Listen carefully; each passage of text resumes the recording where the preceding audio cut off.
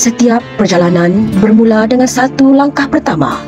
Begitu juga perjalanan seorang pendidik yang penuh dengan cabaran dan kejayaan. Hari ini, kita meraihkan seorang insan yang telah mencurahkan bakti dalam dunia pendidikan. Puan Zuraidah binti Zainal Abidin. Lahir pada 3 April 1965 di Kampung Pasir Panjang, Pekan Pahang. Beliau membesar dalam suasana yang penuh dengan kasih sayang.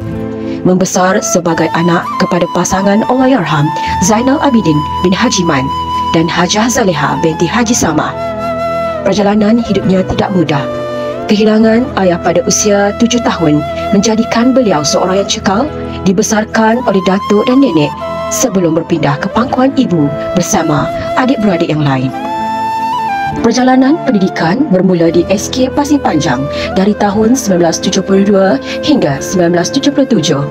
Kemudian, beliau menyambung pelajarannya ke SMK Tengku Abdullah Pekan pada tahun 1978 hingga 1980 dan SMK Tinggi Ahmad pada 1981 hingga 1984. Beliau aktif dalam Kadet Tunas Puteri dan banyak menyertai aktiviti sekolah.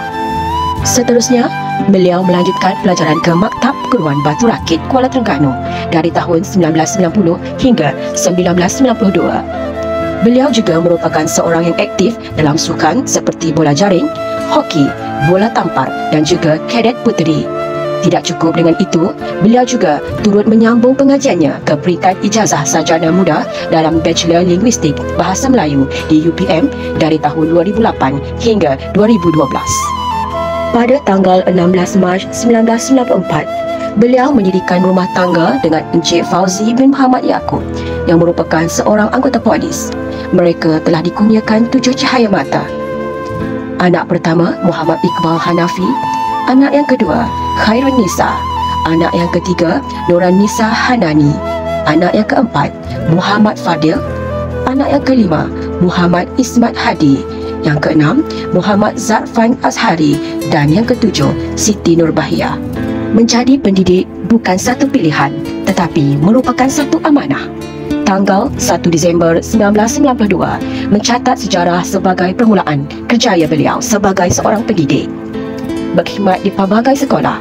Pada tahun 1992, beliau merupakan guru sandaran di Sekolah Menengah Agama Muazzam Shah, Romping. Pada tahun 1993 hingga 1994, beliau telah bertugas di SK Bukit Paluh, Keluang Johor. Pada tahun 1994 hingga 2006, beliau telah berpindah ke SK Tanah Putih, Pekan. Pada tahun 2006 hingga 2017, beliau telah berpindah ke SK Pramujaya, Pekan.